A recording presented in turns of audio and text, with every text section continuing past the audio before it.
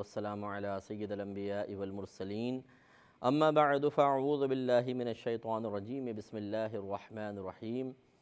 الحمدللہ الہادی پروگرام میں حضرت علی رضی اللہ تعالیٰ عنہ کے فضائل و کمالات پر مشتمل آیات پر درس قرآن کا سلسلہ جاری و ساری ہے۔ پچھلے پروگرام میں سورۃ الدہر کی آیت نمبر 8 میں نے آپ کی خدمت میں عرض کی تھی اور اس کے شان نزول ہم ذکر کرنے والے تھے، لیکن وقت ختم ہو گیا تھا، تو پہلے شان نزول عرض کرتا ہوں، پھر دوبارہ اس آیت کو پڑھ کر اس سے جو سبق حاصل ہوتا ہے ہم اس پہ بھی غور و تفکر کریں گے۔ ایک مرتبہ حضرت امام حسن و حسین رضی اللہ تعالیٰ عنہما بیمار ہو گئے، تو حضرت علی، بی بی فاطمہ رضی اللہ تعالیٰ عنہا اور آپ کی خادمہ حضرت فدہ، ان کا ذکر کیا جاتا ہے کہ آپ سب نے منت مانی کہ اگر اللہ تبارک و تعالیٰ نے بچوں کو شفا دے دیتا ہے تو ہم اس کی رضا کی خاطر 3 روزے رکھیں گے۔ رحمت کونین اللہ تبارک و تعالیٰ کے کرم سے انہیں شفا حاصل ہوئی بچوں کو، اور یہ منت چونکہ مانی گئی تھی لہٰذا یہ واجب ہو گئی، اور ان نفوس قدسیہ نے پہلے دن روزہ رکھا، اور روزہ بھی اس طرح کہ گھر میں کھانے کے لیے اس وقت بظاہر کچھ نہیں تھا۔ یہ ان کا بڑا امتیاز تھا اس خاندان کا کہ دونوں ہاتھوں میں اگر اللہ تعالیٰ کی بارگاہ میں ہاتھ اٹھا دیں تو 2 جہاں کی نعمتیں نظر آتی ہیں، لیکن انہوں نے فقر اختیاری کو اختیار کر کے رکھا اور دنیاوی مال و متاع کو اپنے قریب نہ آنے دیا، اور بہت ہی ایسی زندگی گزاری کہ دنیا سے، جس سے ظاہر ہوتا ہے کہ دنیا سے ناطہ صرف ضرورتاً تھا، اس کے علاوہ نہیں۔ لہٰذا پہلے دن کچھ نہیں تھا تو سمجھ لیں فاقے کا روزہ، آپ کہہ لیں کہ روزہ رکھ لیا گیا، اور حضرت علی رضی اللہ تعالیٰ عنہ کہیں تشریف لے گئے اور آپ نے کچھ اون کاتنے کے لیے کچھ ساز و سامان لے لیا اور آپ گھر لے آئے، اور ارادہ ہوا کہ گھر میں سب یہ اون کاتیں گے، اس کا دھاگا بنائیں گے، اور پھر جو پیسے وغیرہ حاصل ہوں گے اس سے ہم اگلے دن کے افطار کا انتظام کر لیں گے۔ ایسے ہی ہوا، شام کو آپ نے وہ چیزیں لیں اور اس سے پیسے حاصل ہوئے، اور آپ نے افطار کا سامان وغیرہ لے لیا، تیار ہوا۔ جب وہ افطار کا سامان رکھا ہوا تھا، جب افطار کا وقت بالکل قریب آ گیا تو دروازہ بجا۔ آپ دروازے پر گئے تو وہاں پر ایک مسکین کھڑا ہوا تھا، اس نے کہا کہ میں بہت مسکین ہوں، اے اللہ کے رسول کے خاندان والو میری مدد کرو۔ جب یہ اس کے زبان سے جملہ سنا، اتنا یہ نفیس خاندان تھا کہ یہ نہیں کہا، سوچا کہ چلو ہم ایسا کرتے ہیں تھوڑا بہت کھانا رکھ لیتے ہیں، آدھا رکھ لیتے ہیں، آدھا اس کو دے دیتے ہیں تاکہ افطار تو ہم کر لیں، لیکن ایسا نہیں، سارا کا سارا کھانا اٹھا کر اس کو دے دیا، اور انہوں نے صرف پانی پی کر اگلے دن کا روزہ شروع کیا۔ دوسرے دن بھی اسی طرح کا معاملہ ہوا، جب افطار پر بیٹھے پھر دروازہ بج گیا۔ اب کی مرتبہ ایک یتیم بچہ تھا جس نے آواز لگائی کہ اے خاندان رسول، اے اللہ کے رسول کے خاندان والو، میں ایک یتیم بچہ ہوں، مجھے کچھ کھانے کے لیے دو۔ تو اب آپس میں ایک دوسرے کو دیکھا، فیصلہ کرنے میں لمحہ بھر نہ لگا، یہ نہیں ہوا کہ گھر والوں نے یہ کہا ہو کہ جی آپ کیا کر رہے ہیں، تھوڑا بہت تو رکھیں، ہمیں بھی کھانا ہے، بھوک لگ رہی ہے، 2 دن کا روزہ، 1 دن کو روزہ، کچھ بھی نہیں، فوراً سب راضی، سارا اٹھا کے دے دیا اور پانی پی کے اگلے دن کا روزہ شروع کیا۔ پھر تیسرے دن یہی ہوا کہ جب افطار کے وقت بیٹھے تو پھر دروازہ بجا اور آواز آئی کہ اے اللہ کے رسول کے خاندان والو، میں ایک قیدی ہوں اور بہت تنگ دست ہوں، تو مجھے کچھ میری امداد کرو، مجھے کھانے وغیرہ کے لیے دو۔ تو ان نفوس قدسیہ نے وہ کھانا اٹھا کر انہیں دے دیا۔ اس پر اللہ تبارک و تعالیٰ نے ان کی جو یہ ایثار تھا، کیونکہ ایک ہوتی ہے سخاوت، ایک ہوتا ہے ایثار۔ سخاوت کا مطلب تو یہ ہوتا ہے کہ انسان اپنی ضرورت سے زائد شے کسی کو دے دیتا ہے، یہ سخاوت ہے، اور ایثار یہ ہوتا ہے کہ اپنی ضرورت کی چیز بھی کسی کو دے دیتا ہے۔ یہ بہت بڑی بات ہوتی ہے کہ کسی کی ضرورت پوری کرنے کے لیے اپنی خواہش کو، اپنی ضرورت کو قربان کر دیا جائے، یہ بہت بڑی بات ہے۔ اور اس طریقے سے قربانی دینا کہ 3 دن کا روزہ، اور تینوں دن کتنی نقاہت ہوگی، کتنی ایک تکلیف اور اذیت ہے، لیکن اسے پورا کیا۔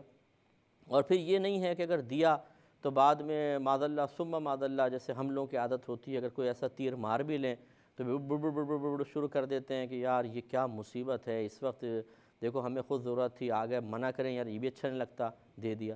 لیکن اس میں اتنے جملے ہم کہہ چکے ہوتے ہیں جو ہمارے نفس کی ایک بیزاریت ہوتی ہے، نفس میں غصہ ہوتا ہے، اسے دبانے کے لیے، ٹھنڈا کرنے کے لیے ہم کئی کلمات شکوے کے، اعتراض کے، غصے کے نکال لیتے ہیں، جس سے تھوڑا سا جوش ٹھنڈا ہو جاتا ہے۔ اور ہم تھوڑا سا سکون محسوس کرتے ہیں۔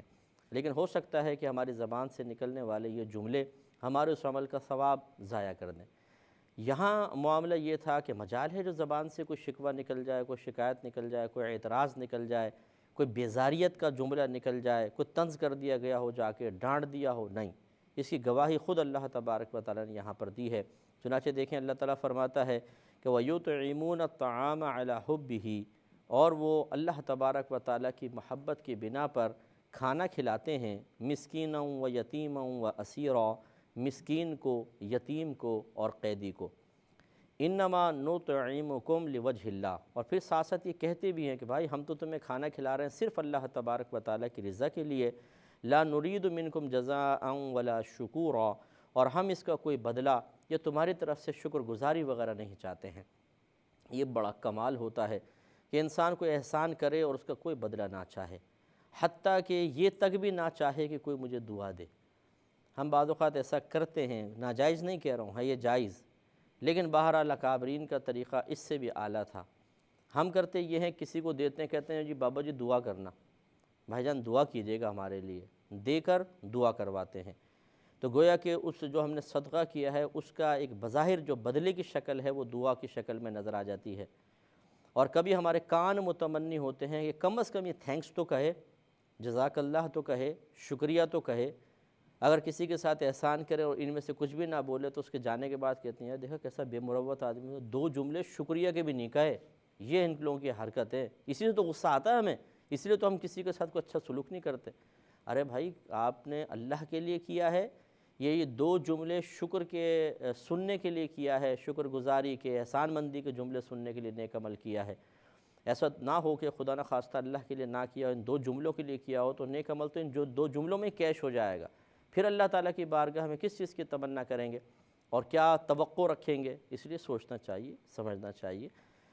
ہماری والدہ سیدہ عائشہ صدیقہ رضی اللہ تعالیٰ عنہ کا بڑا پیارا طریقہ منقول ہے، اگر ہو سکے تو یہ اس پہ بھی عمل کر کے دیکھیں، اور ہمیں کرنا بھی چاہیے کہ آپ کی خادمہ فرماتی ہیں کہ جب کوئی آ کے آپ سے کچھ طلب کرتا آپ اسے دیتی، اور خادمہ سے فرماتی جا کے سننا یہ ہمیں کیا دعائیں دے رہا ہے۔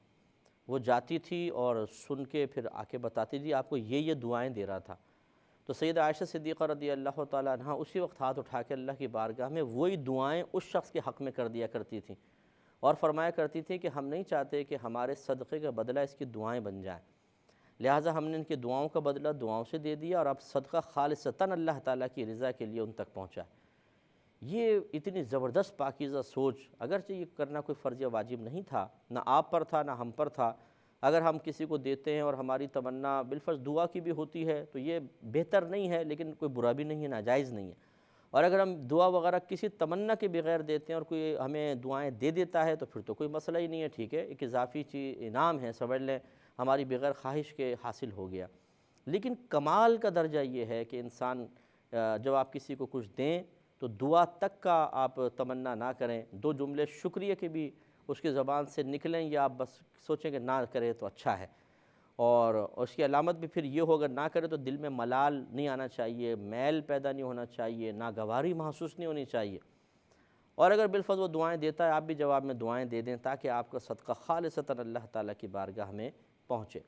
تو یہ ہمارے نفوس قدسیہ کی بڑی پیاری بات تھی، اور حضرت علی کرم اللہ وجہ الکریم کی اچھی تربیت کا ایک نتیجہ تھا۔ ویسے تو یہ خاندان رسالت ہے، اور بی بی فاطمہ رضی اللہ تعالی عنہا تو خاص نبی کریم صلی اللہ علیہ وسلم کی تربیت یافتہ ہیں، لیکن حضرت علی رضی اللہ تعالیٰ عنہ کا بھی ایک عمل و کردار ہے۔ بعض اوقات میاں بیوی کی ایک دوسرے کی ذات پر، شخصیت پر ایک دوسرے کا اثر ہوتا ہے۔ اگر شوہر بخیل ہو بیوی بخیل ہو جاتی ہے، شوہر کنجوس مطلب تنگ دلی کا مظاہرہ کرے تو عورت کا ہاتھ بھی رک جاتا ہے، اور مرد فراخ دل ہو، سخی ہو تو عورت میں بھی پھر سخاوت کا وصف نمایاں ہونا شروع ہو جاتا ہے۔ تو اس سے معلوم ہوتا ہے کہ خاندان رسالت خصوصاً بی بی فاطمہ رضی اللہ تعالی عنہا ایک طرف تو رحمت کونین صلی اللہ علیہ وسلم کی طرف سے تربیت یافتہ ہیں، دوسرے شوہر بھی اتنے پیارے ہیں جو اتنے اچھے انداز سے اپنے گھر والوں کے سامنے عملی طور پر خود اپنے عمل کر کے ایک بہترین تربیت کا موقع فراہم کر رہے ہیں۔ اور یہ ضمناً بات آئے گی تربیت کی تو یہ میں عرض کرتا ہوں کہ ایک دفعہ بی بی فاطمہ رضی اللہ تعالیٰ عنہ کے بارے میں خود حضرت علی کرم اللہ وجہ الکریم کہتے ہیں کہ آپ چکی اپنے ہاتھ سے پیستی تھیں تو ہاتھ میں نشان پڑ گئے تھے، مشک اٹھا کے آپ کے یہاں نشان پڑ جاتے تھے، اور آپ گھر کا کام خود کرتی تھیں۔ تو ایک دفعہ کچھ غلام تھے جو رحمت کونین صلی اللہ علیہ وسلم کے پاس آئے، مال غنیمت کے غلام تھے، سرکار کے حصے میں آئے، تو میں نے پھر فاطمہ کو یہ مشورہ دیا کہ آپ ایسا کریں، سرکار کے پاس جا کے خادم لے آئیں تو آپ کے کام میں آسانی ہو جائے گی۔ تو وہ تشریف لے گئیں، لیکن وہاں پر نبی کریم صلی اللہ علیہ وسلم اس وقت موجود نہیں تھے، واپس آ گئیں۔ جب سرکار تشریف لائے، بتایا گیا جی صاحبزادی تشریف لائی تھیں، تو سرکار خود پھر ان کے حجرے میں آ گئے۔ حضرت علی رضی اللہ تعالیٰ عنہ کہتے ہیں ہم اس وقت لیٹے ہوئے تھے، سرکار تشریف لائے، ہم نے اٹھنا چاہا، سرکار نے فرمایا نہیں لیٹے رہو۔ ایک طرف میں تھا، ایک طرف فاطمہ تھی، سرکار بیچ میں تشریف فرما ہوئے، اور پھر سرکار نے دیا فرمایا کہ فاطمہ کیوں آئی تھیں؟ انہوں نے ساری بات بتائی، تو رحمت کونین صلی اللہ علیہ وسلم نے فرمایا کہ بیٹی کیا میں تمہیں ایک غلام سے زیادہ بہترین تحفہ نہ دے دوں؟ عرض کی بابا جان ضرور دیجئے۔ تو سرکار نے ارشاد فرمایا کہ پھر تم ایسا کیا کرو کہ 33 مرتبہ سبحان اللہ، 33 مرتبہ الحمدللہ، اور 34 مرتبہ اللہ اکبر رات کو سونے سے پہلے پڑھ لیا کرو، یہ تمہارے لیے غلام حاصل کرنے سے زیادہ بہتر ہے۔ اب جواب میں بی بی فاطمہ رضی اللہ تعالیٰ عنہ کتنی سعادت مند تھی کہ آپ نے کہا کہ جس پر اللہ تعالیٰ اس کے رسول راضی ہیں میں بھی راضی ہوں۔ یہ ہے بہترین نبی کریم صلی اللہ علیہ وسلم کی ایک تربیت، اور اس تربیت کو قبول کرنے والی ذات بھی کتنی بہترین ہے، اور وہ شوہر بھی کتنے پیار اور محبت کرنے والے ہیں کہ زوجہ کا خیال کر رہے ہیں کہ یہ کام کرتی ہیں تو تکلیف میں ہیں، چلیں ان کے کام میں آسانی آ جائے۔ تو آپ یہ غور فرمائیں کہ یہ واقعی وہ خاندان تھا کہ جو اس بات کا اہل تھا کہ یہ قوم کے لیے، لوگوں کے لیے ایک رہنما بنے، اور لیڈرشپ ان کے ہاتھ میں ہو۔ جیسے کہ ایک حدیث میں ہے، ایک حدیث میں تو یہ ہے کہ سرکار نے ارشاد فرمایا میں تمہارے درمیان 2 چیزیں چھوڑ کر جا رہا ہوں، اگر تم مضبوطی سے تھام کر رکھو گے ہدایت پا جاؤ گے، چھوڑ دو گے تو گمراہ ہو جاؤ گے، قرآن، دوسرا میری سنت۔ اور ایک روایت میں قرآن اور میری اولاد پاک، میرے اہل بیت۔ تو اہل بیت میں سے ملا علی قاری صاحب رحمۃ اللہ علیہ فرماتے ہیں کہ اس سے مراد وہ ہیں جو رہنمائی کی واقعی صلاحیت رکھتے ہوں، وہ سرکار نے ارشاد فرمایا کہ ان کا دامن تھامیں گے تو نجات ہے۔ اور اس سے دیکھیں یہ بھی معلوم ہوا کہ جو قوم کا رہنما ہوتا ہے، جس کو واقعی لیڈرشپ حاصل ہوتی ہے، اسے پھر ایسا نہیں ہونا چاہیے کہ وہ خالی لوگوں سے اپنی خدمت کرواتا رہے اور لوگوں سے اچھے سلوک کی تمنا رکھے، لیکن خود ان کے ساتھ کوئی اچھا رویہ اختیار نہ کر کے رکھے، وہ خود بے عملی کا شکار ہو اور زبان سے خالی لوگوں کو نصیحتیں اور تلقینیں کرتا نظر آئے، یہ مناسب نہیں ہے۔ بلکہ جو واقعی قوم کا رہنما ہے اسے چاہیے کہ اپنے قول اور فعل دونوں چیزوں سے قوم کی رہنمائی کرے اور قوم کو اللہ تبارک و تعالیٰ کے قریب کرنے کی کوشش کرتا رہے۔ تو یہ آیت حضرت علی رضی اللہ تعالیٰ عنہ کی شان کے بیان کے لیے بہت بہترین آیت ہے، اس پر میں غور کرنا چاہیے۔ آگے یہ مزید سورۃ المجادلہ کی ایک آیت آپ کی خدمت میں عرض کرتا ہوں، جس میں اللہ تبارک و تعالیٰ نے حضرت علی رضی اللہ تعالیٰ عنہ کا اس طریقے سے ذکر کیا ہے کہ ویسے تو ایک حکم ہے، لیکن اس کا شان نزول کو جب ہم دیکھیں گے تو معلوم ہوگا کہ یہ بھی حضرت علی رضی اللہ تعالیٰ عنہ کے امتیازات میں سے ایک ہے کہ اس میں پہلے حکم یہ تھا کہ جب کوئی نبی کریم صلی اللہ علیہ وسلم کے پاس آئے تو پہلے کچھ صدقہ کرے پھر سوال کرے۔ یہ حکم نازل ہوا تو حضرت علی رضی اللہ تعالیٰ عنہ نے 1 دینار یعنی سونے کی اشرفی صدقہ کر کے 10 سوال کیے رحمت کونین صلی اللہ علیہ وسلم سے، اور سرکار نے ان کا جواب ارشاد فرمایا جب آپ اس پہ عمل کر چکے تو پھر اللہ تبارک و تعالیٰ کی طرف سے دوسرا حکم نازل ہوا جس میں اجازت دے دی گئی کہ اب صدقے کی حاجت نہیں ہے تو ویسے ہی آ کر کویسچن کر سکتے ہو۔ تو مفسرین نے فرمایا کہ یہ جو حکم تھا کہ سرکار سے کلام کرنے سے پہلے کچھ صدقہ کرو، اس حکم پر صرف اور صرف حضرت علی رضی اللہ تعالیٰ عنہ کو عمل کرنے کا موقع ملا، باقی کسی کو موقع نہ مل سکا کیونکہ فوراً حکم منسوخ ہو گیا تھا۔ تو ذرا دیکھیے اس کو، اللہ تعالیٰ فرماتا ہے، یہ سورہ مجادلہ ہے اور آیت نمبر 12 ہے۔ ارشاد ہوتا ہے کہ یا ایھا الذین آمنو، اے ایمان والو، اذا ناجیتم الرسول، جب تم رسول سے کوئی بات آہستہ سے عرض کرنا چاہو، فقدموا بین یدی نجواکم صدقۃ، تو اپنے عرض سے پہلے کچھ صدقہ دے لو، ذالک خیر لکم و اطہر، یہ تمہارے لیے بہت بہتر اور بہت ستھرا ہے، صاف عمل ہے، اچھا عمل ہے۔ فَإِن لَّمْ تَجِدُوا، پھر اگر تم نہ پاؤ، فَإِنَّ اللَّهَ غَفُورٌ رَحِيمٌ، تو بے شک اللہ تبارک و تعالیٰ بخشنے والا مہربان ہے۔ یہ تو حکم تھا کہ آپ صدقہ کریں۔ پھر اللہ تعالیٰ نے آگے ارشاد فرمایا اَأَشْفَقْتُمْ أَن تُقَدِّمُوا بَيْنَ يَدَيْ نَجْوَاكُمْ صَدَقَاتٍ، کیا تم اس سے ڈرے، خوفزدہ ہوئے کہ تم اپنی عرض سے پہلے کچھ صدقے دو؟ یعنی تمہیں خطرہ، خوف محسوس ہوا کہ ہمارے بہت سے تنگ دست صحابہ تھے، مالدار تو جا کے مسئلے معلوم کر لیا کرتے، یعنی ان کے بارے میں گمان تھا کہ معلوم کر لیں گے، لیکن غریبوں کو خوف محسوس ہوا کہ ہم کیسے پھر رحمت کونین صلی اللہ علیہ وسلم سے مسائل معلوم کریں گے۔ تو اس خوف کی کیفیت جب ان کی پیدا ہوئی تو بہرحال پھر اللہ تعالیٰ کا دوسرا حکم نازل ہوا کہ کیا تم اس سے ڈرے کہ تم اپنی عرض سے پہلے کچھ صدقے دے لو؟ فَإِذْ لَمْ تَفْعَلُوا، پھر اگر تم نے ایسا نہ کیا، وَتَابَ اللَّهُ عَلَيْكُمْ، اور اللہ تبارک و تعالیٰ نے اپنے کرم سے تم پر مہربانی فرما دی، فَأَقِيمُوا الصَّلَاةَ وَآتُوا الزَّكَاةَ وَأَطِيعُوا اللَّهَ وَرَسُولَهُ، تو بس تم پھر نماز قائم کرو، زکوٰۃ ادا کرو، اور اللہ تعالیٰ اور اس کے رسول کی اطاعت کرو، وَاللَّهُ خَبِيرٌ بِمَا تَعْمَلُونَ، اللہ تبارک و تعالیٰ جو کچھ تم کر رہے ہو اس سے خبردار ہے۔ یعنی پھر اللہ تعالیٰ نے گویا کہ فرمایا کہ ٹھیک ہے، اب اگر تم ڈر رہے ہو اس چیز سے کہ کیسے ہم صدقہ کریں گے، تو اللہ نے اپنے کرم سے تمہاری طرف رجوع فرما لیا ہے، اب تم صرف نماز پڑھو، روزہ رکھو، اللہ تعالیٰ اس کے رسول کی اطاعت کرو، یہ عمل کر لیا کرو، خاص صدقہ کرنے کی حاجت نہیں ہے، اور پھر جتنے کویسچن کرنا چاہو آ کے رحمت کونین صلی اللہ علیہ وسلم سے کر سکتے ہو۔ یہ کچھ کویسچنز تھے جو آپ نے سرکار سے پوچھے تھے حضرت علی رضی اللہ تعالیٰ عنہ نے۔ تو اس میں پہلا کویسچن یہ تھا، یا رسول اللہ وفا کیا ہے؟ فرمایا توحید، اور توحید کی گواہی دینا۔ پھر پوچھا فساد کیا ہے؟ فرمایا کفر و شرک۔ پوچھا حق کیا ہے؟ فرمایا اسلام، قرآن اور ولایت جب تمہیں ملے۔ عرض کیا ہیلہ کیا ہے؟ یعنی تدبیر۔ فرمایا ترک ہیلہ، سرکار نے فرمایا ہیلہ چھوڑ دینا، تدبیر چھوڑ دینے سب سے بہترین تدبیر ہے۔ تو فرمایا کہ ترک ہیلہ۔ پھر عرض کیا کہ مجھ پر کیا لازم ہے؟ فرمایا اللہ تعالیٰ اس کے رسول کی اطاعت کرنا۔ پھر عرض کی کہ میں اللہ تعالیٰ سے کیسے دعا مانگوں؟ فرمایا صدق و یقین کے ساتھ، بالکل پکے یقین کے ساتھ مانگو کہ ضرور ملے گا۔ پھر پوچھا کہ کیا مانگوں؟ فرمایا آخرت مانگو۔ پھر عرض کیا کہ اپنے نجات کے لیے کیا کروں؟ فرمایا حلال کھاؤ اور سچ بولا کرو۔ عرض کی کہ کیا سرور کیا ہے؟ فرمایا کہ جنت سرور ہے۔ پھر پوچھا یا رسول اللہ راحت کیا ہے؟ فرمایا اللہ تبارک و تعالی کا دیدار۔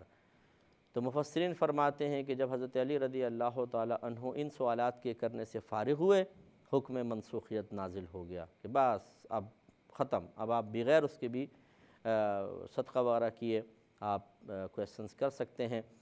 تو معلوم یہ ہوا کہ دیکھیں اللہ تبارک و تعالی یقیناً جانتا تھا کہ یہ ایک منسوخ پہلے حکم آئے گا، پھر اس کا ایک ناسخ آ جائے گا جو پہلے والے کو ختم کر دے گا، لیکن درمیان میں حضرت علی رضی اللہ تعالیٰ عنہ کو موقع فراہم کر دیا کہ وہ اس پہ عمل کریں۔